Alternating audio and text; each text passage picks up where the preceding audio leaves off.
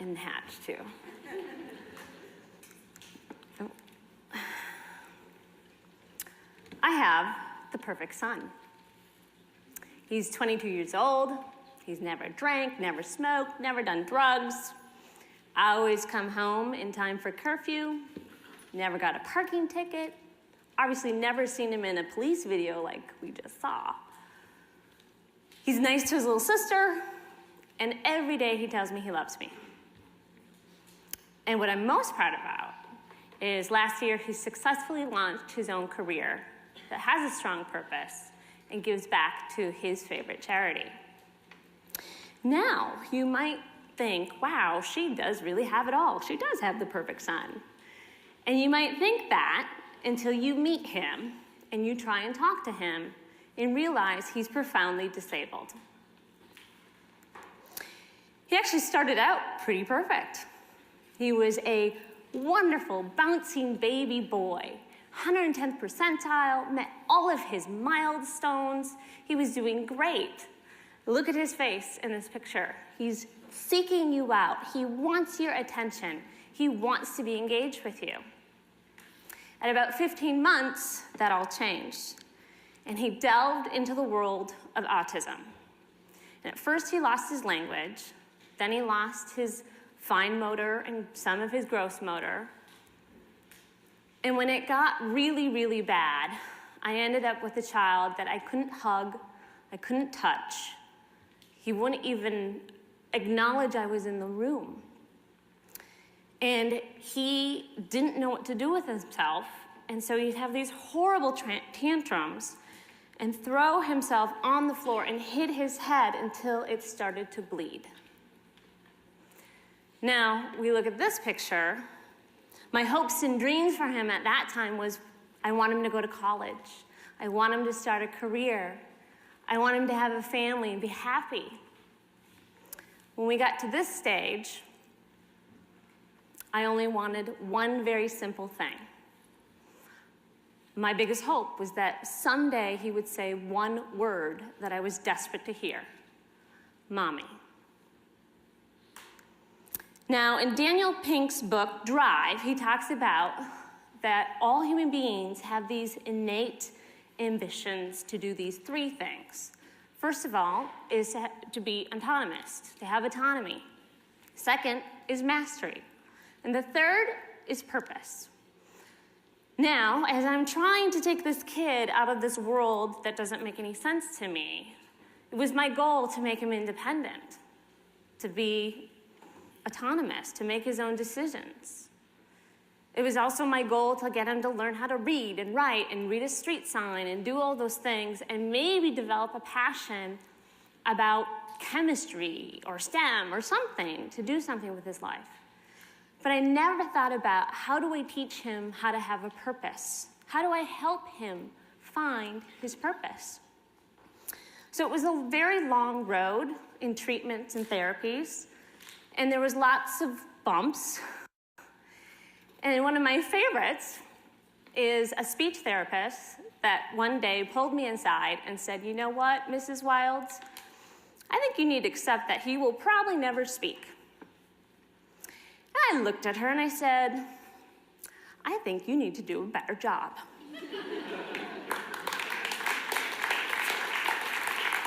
So talking about the healthcare system, Len, that doesn't take care of that client's needs and what that client wants, if she didn't believe he could talk, how would he believe he could talk?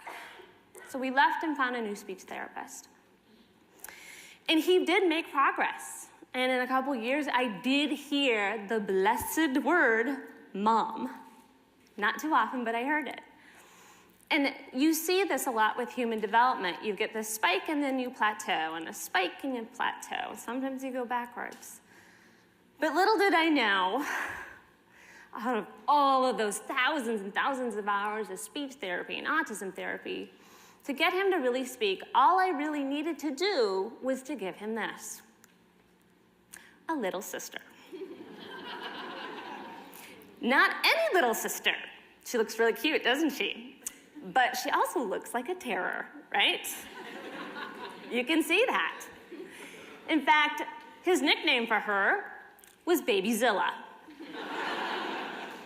And when she began to walk, he began to talk. And it was so drastic that I would be in my house and I would think a strange man had broken into my home and was yelling at my children. And I would run into that room only to find Devin yelling at his sister. Ava, you need to put those Legos down. You need to stop touching my stuff. I told you, you need to get out of my room. And he literally picks us up and keeps talking to her and shuts the door. And I'm just standing there with my jaw open, counting. That's 7 spontaneous sentences. That's amazing. And she's looking at me like, what just happened? So he did have now a purpose. His purpose was to keep his stuff intact.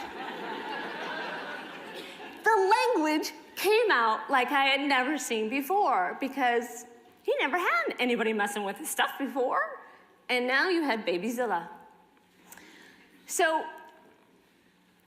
what do we need to do to make him go to the next level? It wasn't till I went to Hatch, which Saul was just talking about, and we're there with all these amazing people, just like this audience, with people that are doing innovative things and being disruptors and doing all of these things that we're talking about. And the theme that kept coming through was we have to embrace art and creativity. Because without that kind of playful, artful side that you have as a child, innovation can't happen. And I had a real heart-to-heart with myself because I knew the one thing Devin was actually really good at was art. But I kept thinking as that protective mama bear, what is he going to do with that? He's going to be a starving artist on the street. I need him to read. I need him to write. I need him to do math. I need him to be productive. And at that moment, I made the decision we were going to stop summer school, and instead, we did art camps the whole summer long. He was so much happier. And the thing that was really surprising was what came out. Look at the emotion. He cannot make this face. He is placid. But yet he can draw this, and he can bring it out.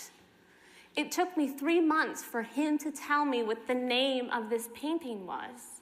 And it's now Lady Swimming in Tears. There's a story there that is in his head that we don't know. The things that he sees, I can't see. The problems that he solves, I can't solve. It was amazing. So we kept doing more and more art. And he was much, much happier. He actually won quite a few competitions at the high school with all the typical kids. Still not great at science or math. But I said, great, this is his purpose. He has found his purpose. I was wrong. So I have this kid who maybe says 6 sentences a day, who now wants to be a public speaker.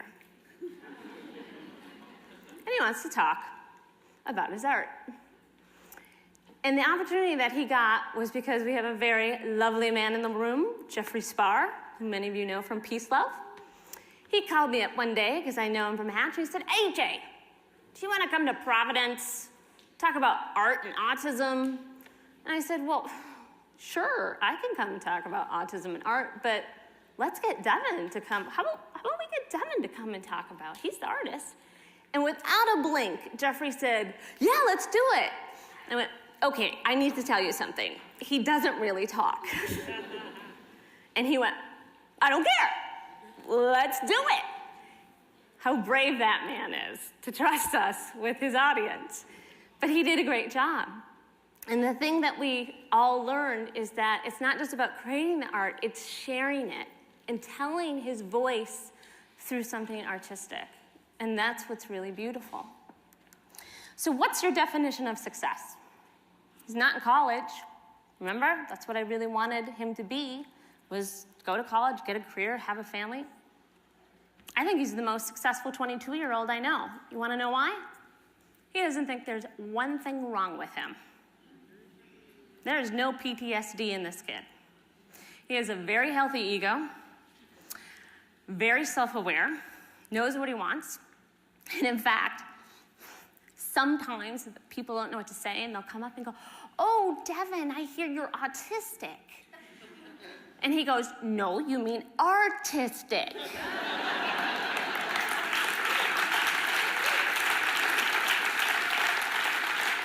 But the funny thing is, I think he thinks they have a speech impediment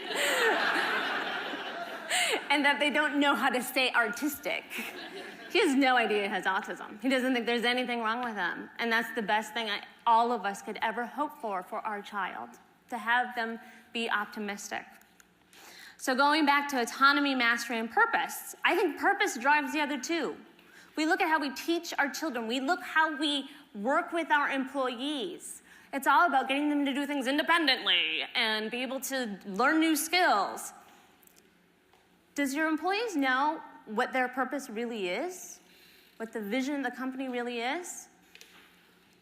Do you know what your employees' purpose is? Or are they scared to tell you because their purpose of what they really want to do in life does not follow the strategic plan of your organization? Those are the people that you need to talk to and engage and hear what they're thinking before they do that S jump and move into something else, because they think differently, and that is what you need. The more inclusive we become, the more problems we will solve. So let me say that again, because I think it's really important. The more inclusive we become, the more problems we solve. Has anybody heard the term neurodiversity? A couple of you? Great.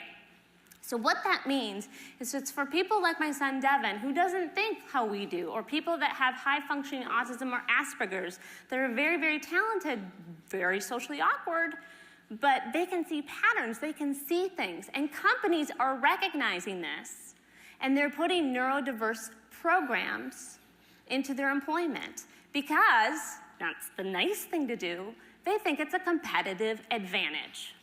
They need people that will see things that no one else sees. That is really, really important. So Saul mentioned this. I'm here because I'm in Hatch, which is a network that's connected to Peace Lab. That's a network that's connected to BIF. But Devin would not be here if it wasn't for me. What are we doing to reach out to find the next Devin Wildes? What are you doing the next time you have a meeting, forming a committee, or you're holding an event? How are you finding those different thinkers? What are you doing the next time you have a meeting, forming a committee, or you're holding an event?